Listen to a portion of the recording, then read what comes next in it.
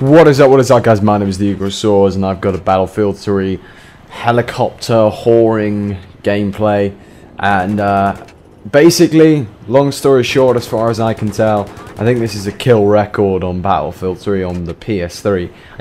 I mean, I'm not saying that definitively at all, it's just I can't find anything any better on PS3. On PS3, just like normal gameplay on the PS3, no high ticket crap and all that kind of thing. I think this is the highest kill. This is the highest kill gameplay I've ever seen in a normal sort of game type on console. I end up going about 114 and 11 or 10 or something like that. And this gameplay is going to come to you guys in 3 parts because basically it's a big effort for me to edit down this gameplay. It's like 38 minutes long. I mean, it's 3 kills per minute or something like that, and as such I kind of think it's a very good gameplay because of the kill per minute score there, but it really is a very, very long gameplay. So I know people might argue with me, say that this gameplay is really shit. Please rest assured I don't give a damn about your opinion. A lot of people will complain that I'm chopper whoring. Also, rest assured I don't give a damn about your opinion either. And just to enjoy the gameplay, because I enjoy this a lot, and I think this is kind of the demonstration of the epic chopper team that myself and CC, who is of course my pilot here, I mentioned this yesterday. Here's my pilot here, as per usual, in my chopper, and I think we always make a good team, I suppose, and this is kind of the climax of that teamwork that we have. So I'm obviously gunning here. He's flying. This gameplay is ages old. He's been pestering me for ages to post it because it's so beast, but I really haven't had time, and this gameplay is going to come to you in 3 parts, as I say, because it is so long and I really don't have time to edit down a 38-minute gameplay right now, and I really wanted to post some of it. So I think it's going to be 2 or 3 parts. This is the first of those parts, and I mean, I still have to put it down to 3 parts, even though my PVR glitched and like didn't record the first, I'd say maybe 8 minutes or so. I got a 25 kill streak at the beginning, aka a tactical nuke for all you random Call of Duty-ish players.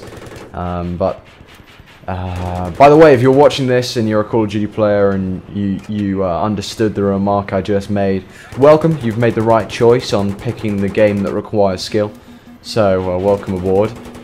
Moving on from the bashing, I want to talk about choppers again because they really have changed. I mean, this is pre-patch gameplay, admittedly, but they have changed a lot since the last patch that DICE released back in February. Not February, it was meant to be in February, but it was actually, I think, late March, early April-ish time.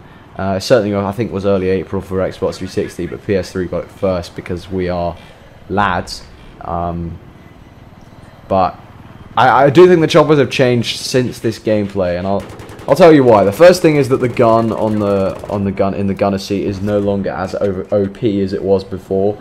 It's still it's solid, it's very powerful, but before the patch it was so powerful. I mean, it was like a 3-hit, 4-hit, 5-hit kill maybe. Either way, felt like it was cutting through things really, really fast. So, I mean, now it's much less powerful than it was before. I mean, I would say it's probably about 1.5 times less damage, so it takes like 1.5 times the time to kill someone now. I'm not too sure about the exact figures, but that's what it feels like. In this gameplay, obviously, I'm using guided missiles because TV missiles are just annoying as hell and just crap in general. I'm not gonna bash guided missiles in any way, but I do think that the TV missiles, there's more of a justification behind using guided missiles, not guided missiles, TV missiles now. Nice crash, CC. There's more of a justification now behind using TV missiles because of the way that they handle now. They are so powerful nowadays.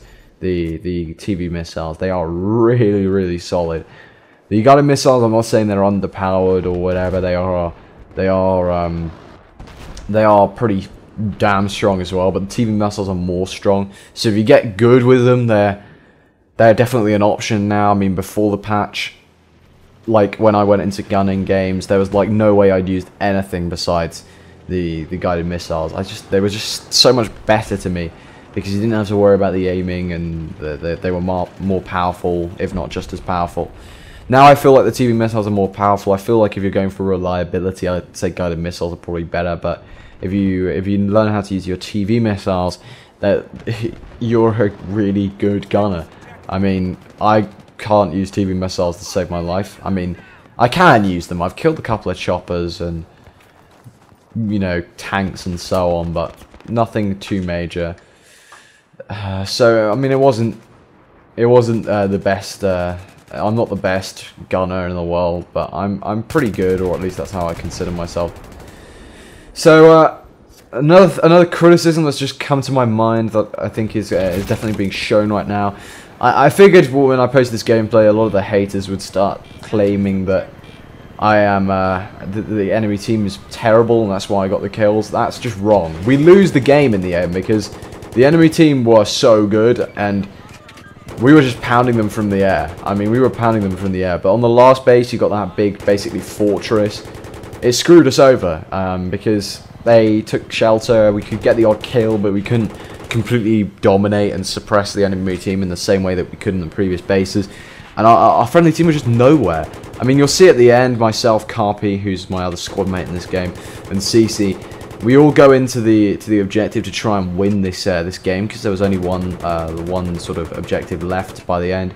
But I mean, it was terrible. I mean, the enemy team was good. I mean, they were good. They had stingers on us the whole time. We just did very well against it somehow. They had jets on us all the time, as you see here. I mean, it was just all a bit mental, to be fair, in some ways. They really had a good crack at taking us down. They really were a good team. I mean, don't try and say that they were a bad team. They had good players. I mean, I don't know about their ranks. I haven't checked their ranks. It's the one thing I didn't check before I made this commentary. But really, I mean, it really is. They're not a bad team. I mean, they're not the best, I suppose you could say, but they're certainly not bad by any means. I mean, I just wanted to get that criticism out of the way because I knew a lot of people would try and troll me and say that the enemy team was just bad and that's why I got the kills, because that's not true at all. And it brings more value to this gameplay in a way for me that the enemy team were doing so well. So this the first pod is coming to a close. I've got about a minute left to wrap things up. I mean, this gameplay was pretty beast. I'm going to finish this off with a stinger kill I get on a jet trying to defend the sky. I think at this point I'm about 60-3 or something like that. The last base lasts forever. I mean, forever. Lasted so long because of the shelter and because we were suppressing the enemy team, but the friendly team weren't doing anything. My team was awful, and it was disappointing, to be honest, at the end that we lost. But I still thought I'd post it because I think it's probably record-ish, at least. So I'll see you either tomorrow, I think probably more likely on Friday evening. I'll see you again for part 2 of this beastly gameplay, and Project PTFO at the weekend, so some gameplay from that coming up, of course. So until next time, guys, enjoy CC crashing into things, and take care.